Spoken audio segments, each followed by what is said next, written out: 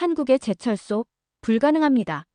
1969년 세계은행 자폐 박사가 단 한 장짜리 보고서로 대한민국의 꿈을 짓밟던 그날, 너무 가난하기 때문에 경제성이 없다. 미국도, 독일도, 영국도 모두 등을 돌렸죠. 약속했던 차관은 물거품이 되었어요. 그날 밤 청와대에서 박정희 대통령은 한 남자를 불렀습니다.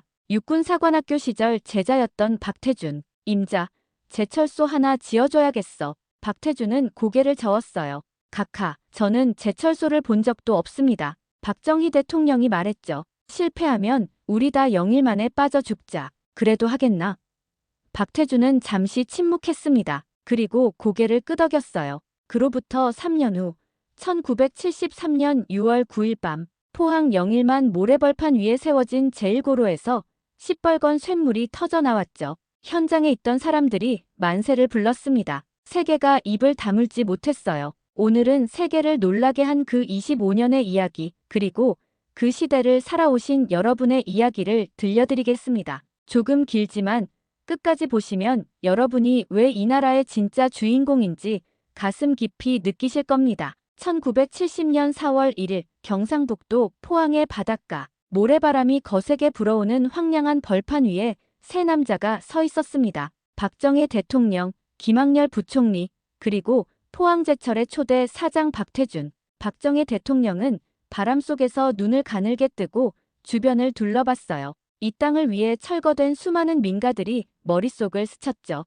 그는 낮은 목소리로 중얼거렸습니다. 여기 살던 분들 집을 다 헐었는데 과연 제대로 될까? 한 나라의 운명이 이 모래벌판 위에 걸려 있었어요. 1960년대 후반 대한민국의 1인당 국민소득은 100달러가 채 되지 않았죠. 굴뚝은커녕 쌀 한 톨도 자급하지 못하던 나라, 전쟁의 폐허 위에서 하루하루를 근근히 버티던 시절이었어요. 그런 나라에서 종합제철소를 짓겠다는 발상, 세계는 미친 짓이라고 비웃었습니다. 하지만 박정희 대통령은 달랐어요. 그는 단호하게 말했죠. 철은 산업의 쌀이다. 쌀이 있어야 밥을 하고 철이 있어야 나라가 선다. 철이 없으면 자동차도 만들 수 없고 배도 만들 수 없으며 빌딩도 지을 수 없었습니다. 가난에서 벗어나려면, 자립하려면 반드시 철이 필요했죠. 그리고 박정희 대통령은 이미 한 사람을 염두에 두고 있었어요. 육군사관학교 시절 제자였던 박태준. 스승은 제자의 뛰어난 능력과 더불어 그의 깊은 우국심을 알아봤습니다. 1964년 대한중석 사장으로 부임해 1년 만에 만년적자 기업을 흑자로 돌려놓은 그 남자. 나라를 위한 가장 중요한 임무를 맡길 사람은 그뿐이었죠. 어느 날 청와대로 불려간 박태준 앞에서 박정희 대통령이 입을 열었어요. 임자, 제철소 하나 지어줘야겠어. 박태준은 침묵했습니다. 자본도 기술도 경험도 없는데 종합제철소를 짓는다는 건 백지 위에 성을 세우겠다는 말이나 다름없었으니까요. 박태준은 몇 번이나 사양했어요. 각하, 저는 제철소를 본 적도 없습니다. 어떻게 제가... 하지만 박정희 대통령은 단호했습니다. 나는 임자를 잘 알아. 이건 아무나 할 수 있는 일이 아니야. 어떤 고통을 당해도 국가를 위해 몸을 던질 사람만이 할 수 있네. 그 한마디. 박태준은 고개를 끄덕였죠. 국가를 위해서라면 무엇이든 하겠다는 각오로 제철소 건설을 맡았습니다. 1966년 박정희 대통령이 미국을 방문했어요. 제철소 구상을 본격화하기 위해서였습니다. 미국 철강회사 코퍼스사의 포이 회장과의 만남에서 국제차관단 키사가 꾸려졌죠. 미국, 독일, 영국, 프랑스, 이탈리아 5개국 8개 기업이 한국 제철소 건설을 도와주겠다고 약속했습니다. 박태준은 희망을 품었어요. 드디어 시작할 수 있겠구나. 하지만 그 희망은 오래가지 못했습니다. 1969년 세계은행 IBRD의 자폐 박사가 보고서를 들고 나타났어요. 그는 차가운 목소리로 말했죠. 한국의 제철소 건립은 불가능하다. 너무 가난하기 때문이다. 경제성이 전혀 없다. 단 한 장짜리 보고서. 하지만 그 한 장이 모든 것을 무너뜨렸습니다. 세계가 등을 돌렸어요. 미국도 서독도 차관을 거부했죠. 세계은행이 안 된다는데 우리가 무슨 수로. 남은 금액은 겨우 약속의 절반인 4,300만 달러뿐. 박태준은 절박했어요. 이미 착공식까지 치른 상태였는데 돈이 없어 공사를 시작할 수 없는 상황. 그는 다시 포이를 찾아가 설득했습니다. 우리는 반드시 해낼 겁니다. 제발 믿어주십시오. 하지만 돌아온 건 냉정한 답변뿐. 미스터 박, 우린 노라고 말할 수밖에 없습니다. 세계은행이 안 된다고 했는데 우리가 무엇을 할 수 있겠습니까? 좌절한 박태주는 미국에서 한국으로 돌아가는 길에 하와이에 잠시 머물렀어요. 그의 마음속에는 깊은 절망이 자리 잡고 있었습니다. 이대로 끝인가? 각하를 뵐 면목이 없다. 끝없이 푸른 하와이 하늘 아래 박태주는 맨발로 모래사장을 걸었죠. 파도가 철썩이는 소리만 들렸어요.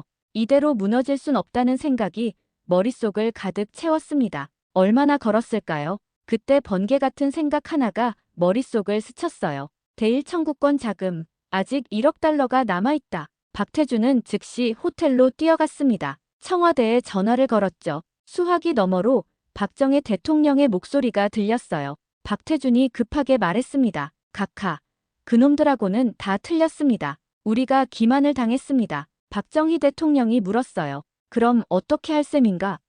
박태준이 대답했죠. 대일 청구권 자금으로 가겠습니다. 일본을 설득하겠습니다. 잠시 침묵이 흘렀어요. 그리고 박정희 대통령이 말했습니다. 좋아, 해보게. 내가 뒤를 받쳐주겠네. 그 한 통의 전화.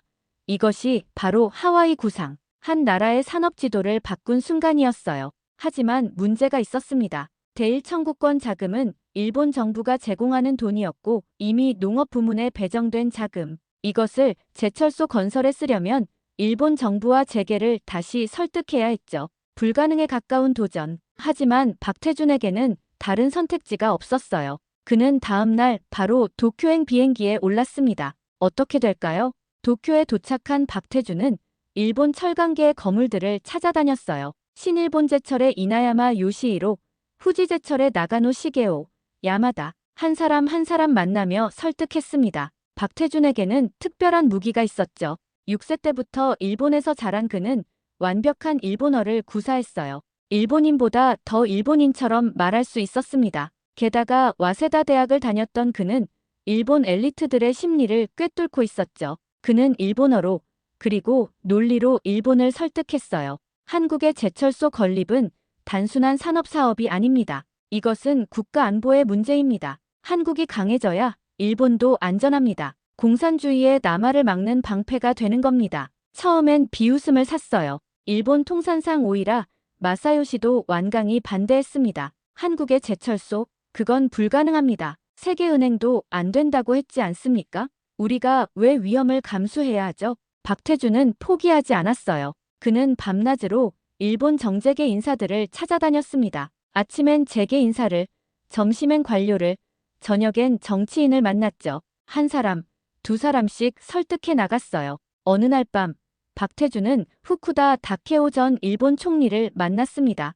술잔을 나누며 박태준이 말했어요. 각하, 저는 조국을 위해 목숨을 걸었습니다. 일본이 도와주지 않으면 저는 다른 길을 찾을 겁니다. 하지만 그 길이 일본에게 유리할지는 장담할 수 없습니다. 후쿠다는 박태준의 눈을 똑바로 바라봤죠. 그 눈에서 거짓을 찾을 수 없었어요. 후쿠다는 훗날 이렇게 회상했습니다. 나는 박태준의 단호함에 너무 놀랐다. 이 사람은 진짜다. 정말로 해낼지도 모른다고 생각했다. 박태준의 끈질긴 설득이 일본 재계를 움직이기 시작했어요. 신일본 제철의 이나야마가 먼저 손을 들었습니다. 우리가 기술을 지원하겠습니다. 후지 제철의 나가노도 동참했어요. 우리도 협력하겠습니다. 일본 통산상 오히라의 마음도 조금씩 움직였습니다. 그는 박태준을 다시 불렀어요. 미스터 박, 당신의 진심을 믿어보겠습니다. 하지만 실패하면 우리도 책임을 져야 합니다. 정말 할 수 있겠습니까? 박태준이 대답했죠. 저는 실패하면 영일만에 빠져 죽을 각오입니다. 그 정도로 진심입니다. 결국 1969년 8월 28일 역사적인 순간이 찾아왔어요. 일본 정부는 한국의 종합제철소 건설을 지원한다는 각서에 공식 서명했습니다. 대일 청구권 자금 1억 달러와 일본 상업은행 차관을 합쳐 총 1억 2,370만 달러가 확정됐죠. 박태준은 그 순간을 평생 잊지 못했다고 해요. 불가능이 가능으로 바뀌는 순간, 세계은행이 안 된다고 했지만 일본이 무릎을 꿇었습니다. 포항제철의 생명이 된 그 자금, 역사의 아이러니였어요. 바로 대일 청구권 자금, 식민지의 상처 위에서 나온 돈. 하지만 박태준은 과거의 감정에 얽매이지 않았습니다. 박정희 대통령은 일찍이 말했죠. 아무리 어제의 원수라 하더라도 오늘과 내일을 위해 필요하다면 그들과도 손을 잡아야 하는 것이 국리민복을 도모하는 현명한 대처가 아니겠는가. 박태준은 그것이 진정한 애국이라고 믿었어요. 잠깐, 혹시 당시 한일협정을 기억하십니까? 찬반 논란이 뜨거웠던 그때를 말이죠.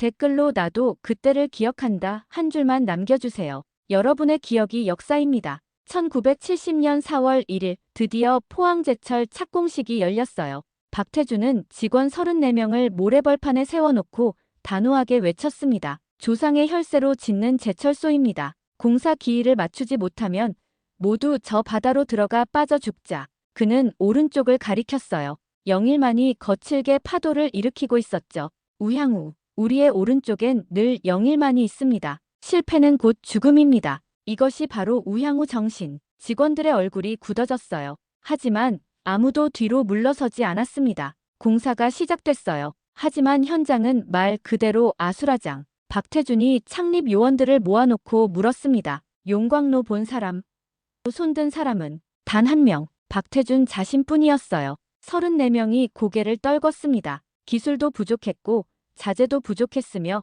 무엇보다 시간이 부족했죠. 하지만 그날 밤 그들은 결심했어요. 모르면 배우면 된다. 죽기 전까진 그들은 불철주야 일했습니다. 명절도 주말도 없었어요. 새벽 5시에 일어나 밤 11시까지 일했죠. 현장 사무소에는 롬멜하우스라는 별명이 붙었어요. 사막의 여우 롬멜처럼 악착같이 싸운다는 뜻. 그런데 가장 큰 적은 따로 있었습니다. 바로 정치인들. 1971년 대통령 선거를 앞두고 집권 여당은 정치자금 모금에 혈안이 되어 있었어요. 어느 날 공화당 재정위원장이 박태준을 찾아왔습니다. 사장님, 제철소가 국가사업인데 선거 자금 좀 내야 하지 않겠습니까? 다른 기업들은 다 냅니다. 박태준은 단호하게 거절했어요. 저는 오로지 제철 공장 건설에만 매달려 있는 사람입니다. 정치 자금은 한 푼도 낼 수 없습니다. 재정위원장의 얼굴이 굳어졌죠. 사장님, 그렇게 나오시면 곤란합니다.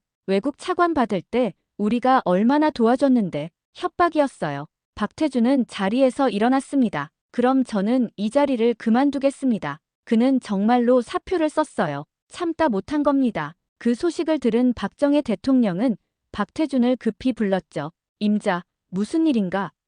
박태준이 대답했어요. 각하, 제철소 건설보다 더 중요한 건 없지만 이런 식으로는 도저히 할 수 없습니다. 정치인들이 계속 돈을 요구합니다. 박정희 대통령은 잠시 침묵했어요. 그리고 책상 서랍에서 종이 한 장을 꺼내 박태준에게 건넸습니다. 거기엔 박정희 대통령의 친필로 이렇게 적혀 있었죠. 박태준을 건드리면 누구든 용서하지 않겠다. 박정희 대통령은 조용히 말했어요. 내 생각에 임자에겐 이게 필요할 것 같아. 소신대로 밀고 나가게. 정치자금 한 푼도 내지 말게. 내가 책임진다. 철강은 국력이다. 박태준은 국가다. 그 한 장의 종이가 포항제철을 지켜냈어요. 박태준은 다시 현장으로 돌아갔습니다. 그 누구도 감히 그를 건드리지 못했죠. 공사는 다시 속도를 냈어요. 밤낮 없이 일했고 주말도 없었으며 명절도 없었습니다. 그러나 또 다른 시련이 찾아왔어요.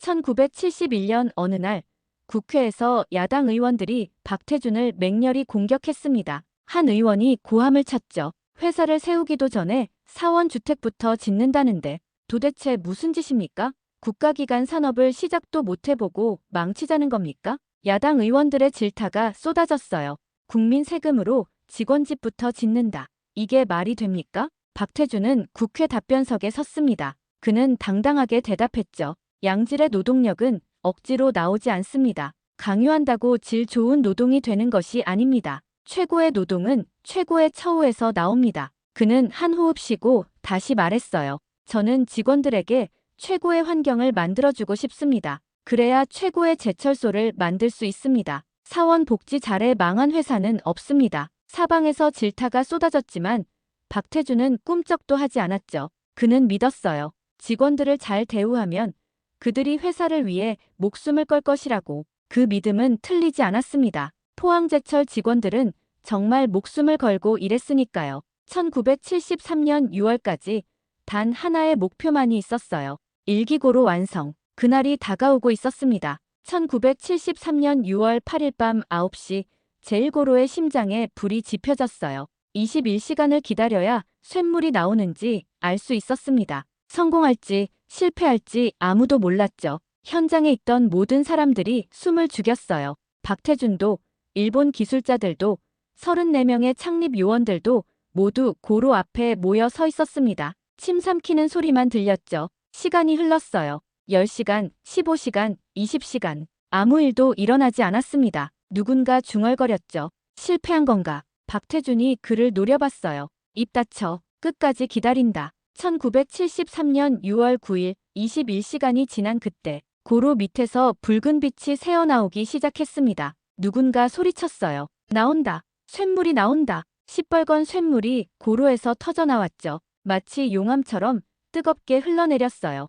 현장에 있던 기술자 이상구는 이렇게 회상했습니다. 침 삼키는 소리만 들리던 그 순간 시뻘건 쇳물이 흘러나오자 모두가 만세를 외쳤습니다. 대한민국 만세! 대한민국 만세! 눈물을 흘리는 사람도 있었고 서로 얼싸안고 기뻐하는 사람도 있었어요. 어떤 직원은 바닥에 주저앉아 울기 시작했죠. 모래벌판 위에 세운 철의 성, 그날 한국은 처음으로 자기 손으로 쇳물을 뽑아냈습니다. 박정희 대통령도 현장을 찾았어요. 그는 붉게 흐르는 쇳물을 한참 동안 바라봤습니다. 아무 말도 하지 않았어요. 그저 바라만 봤죠. 그리고 박태준의 어깨를 두드리며 말했습니다. 임자 수고했어. 박태준이 대답했어요. 각하께서 믿어주셨기에 가능했습니다. 박정희 대통령이 다시 말했죠. 이 고로의 불꽃이 국가재건, 민족중흥의 불꽃이야. 박태준이 고개를 숙였어요. 이 불꽃을 끝까지 짊어지고 가겠습니다. 그래, 우리는 이 불꽃을 짊어져야 해. 1973년 7월 3일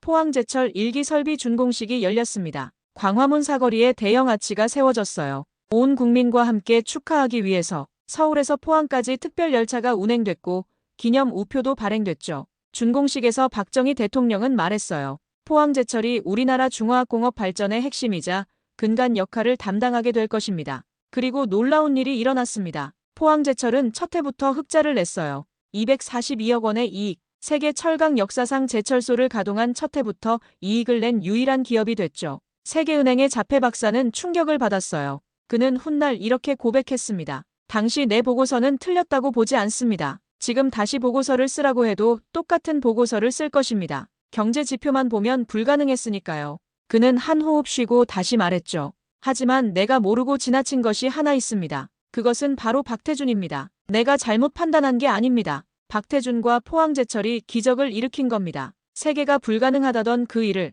대한민국이 해냈어요. 하지만 박태준은 여기서 멈추지 않았습니다. 그는 철저한 완벽주의자였거든요. 어떤 일이 벌어질까요? 1기 성공 후 포항제철은 2기, 3기 확장에 들어갔어요. 1977년 3기 공사가 한창이던 시기, 당시 중동 오일머니로 중동 건설붐이 일면서 숙련공들이 대거 중동으로 떠났습니다. 돈을 더 많이 주니까요.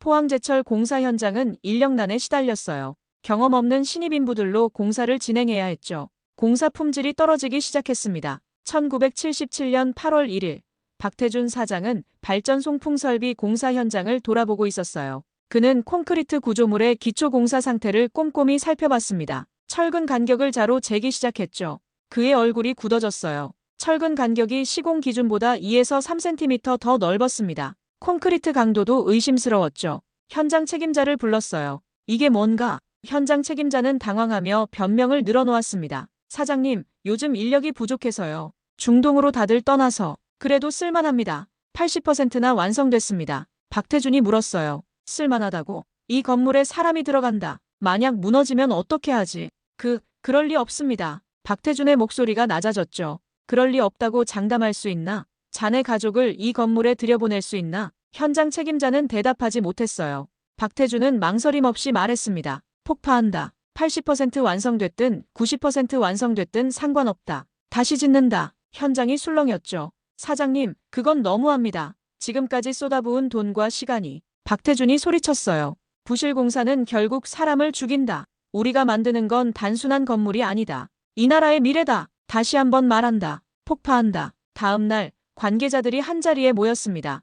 엄숙한 분위기 속에서 다이너마이트가 설치됐어요. 80%나 진척된 구조물에 폭약이 장착됐죠. 첨화, 쾅, 콰르르릉, 폭발음이 울려 퍼졌습니다. 구조물이 무너져 내렸어요. 현장 직원들은 아무 말도 하지 못했죠. 그 소리는 모두에게 강력한 경각심을 불러일으켰습니다. 박태준은 현장 직원들을 모아놓고 말했어요. 여러분, 우리는 지금 역사를 만들고 있습니다. 이 제철소는 100년, 200년 후에도 대한민국을 먹여 살릴 겁니다. 우리 후손들이 이 건물을 사용할 겁니다. 부실공사로 그들을 죽일 수는 없습니다. 그날 이후 포항제철 공사 현장에서 부실공사는 자취를 감췄어요. 박태준의 과감한 결단이 모두를 바꿔놓았습니다. 3기 설비공사는 최고의 품질로 완성됐죠. 포항제철은 이내 국제시장의 강자로 떠올랐어요. 1987년 박태준은 철강의 노벨상이라 불리는 베세머 금상을 받았습니다. 멈춰있던 세계 철강업계에 새로운 활력을 불어넣어준 인물로 평가받은 거죠.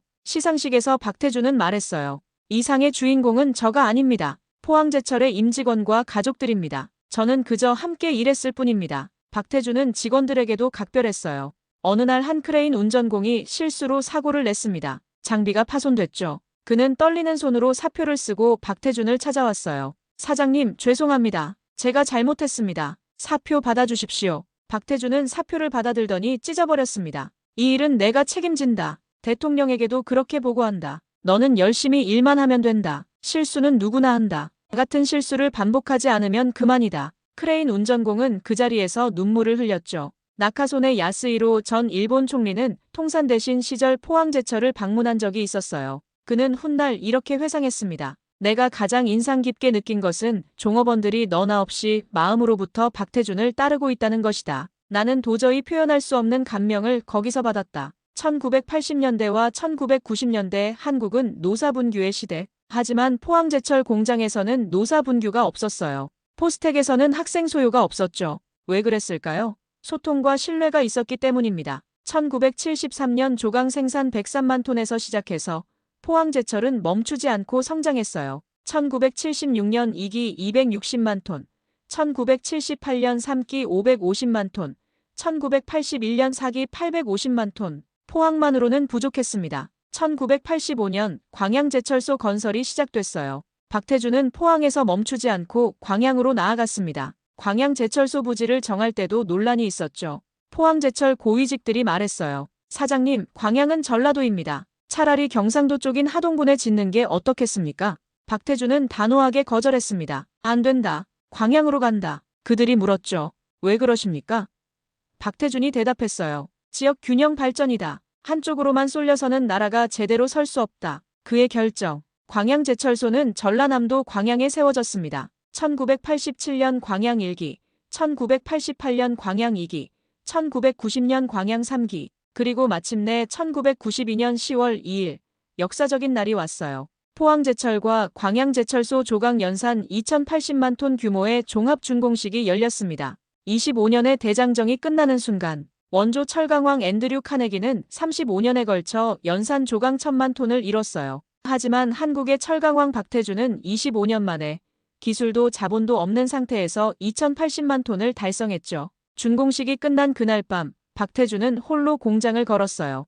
용광로의 붉은 불빛이 밤하늘을 물들이고 있었습니다. 25년 전 모래벌판이었던 이곳에 이제 세계 최고의 제철소가 서 있었죠. 그는 박정희 대통령이 떠올랐어요. 1979년 10월 26일, 그날의 총성이 들렸습니다. 박정희 대통령은 그렇게 가셨죠. 포항제철이 완성되는 걸 보지 못하고 박태준은 속으로 중얼거렸어요. 각하, 해냈습니다. 이제 보고 드리러 가겠습니다. 1992년 10월 3일, 광양제철 완공 다음 날 이른 아침, 박태준은 동작동 국립묘지를 찾았습니다. 박정희 대통령의 묘 앞에 섰어요. 가을바람이 차갑게 불어왔지만 그의 가슴은 뜨거웠죠. 그는 묘 앞에서 조용히 고개를 숙이고 말했어요. 각하, 불초 박태준, 포항제철의 대역사를 완성하고 영전에 보고 드립니다. 그의 눈에는 눈물이 고였습니다. 1967년 임자 맡아줬으면 좋겠네라는 그 말 한마디로 시작된 여정. 25년이 지나 그것은 한국 근대화의 기둥이 됐죠.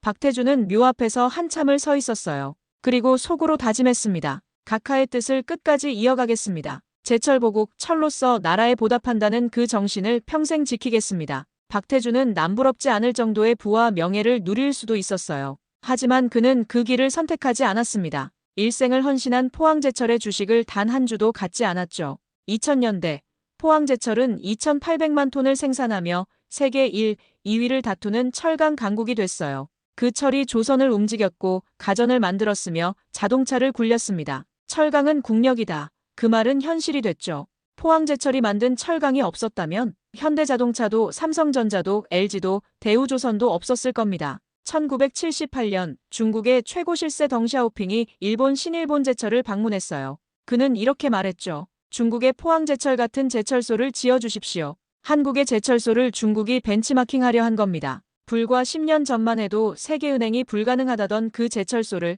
이제 중국이 배우려 했어요. 2011년 12월 13일 박태준은 85세를 일기로 세상을 떠났습니다. 그는 마지막 순간까지 포스코가 국가산업 동력으로 성장하길 바란다는 유언을 남겼죠. 사후 박태준은 세계 철강 명예의 전당에 오른 한국인이 됐어요.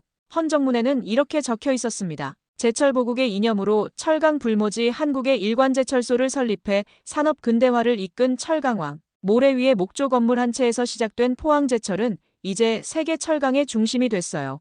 그 불꽃 속에는 한 세대의 땀과 나라를 세운 혼이 흐르고 있습니다. 실패하면 영일 만에 빠져 죽겠다던 그 다짐은 헛되지 않았어요. 피로 세운 철, 그 철이 흘러 오늘의 대한민국을 만들었습니다. 2022년 9월 6일, 49년 만에 시련이 다시 찾아왔죠. 태풍 흰남노가 포항을 덮쳤어요. 여의도 면적의 3배에 달하는 포항제철소 전체가 물에 잠기는 사상 초유의 사태가 발생했습니다. 전문가들은 말했어요. 복구에 최소 6개월은 필요합니다. 하지만 기적이 또 일어났죠. 포스코뿐 아니라 경북도, 포항시, 해외 제철소, 인근 기업, 그리고 대한민국 국민들의 손길이 밤낮 없이 쏟아졌습니다. 140만 명의 연인원이 복구 작업에 참여했어요. 추석 연휴도 반납했죠. 주말도 없었습니다. 그리고 예상보다 200일이나 앞선 135일 만에 완전 정상화를 이뤄냈어요. 이것이 바로 포항제철의 DNA, 우향우 정신, 제철보국, 불가능을 가능으로 만드는 힘. 그것은 50년이 지나도 변하지 않았습니다.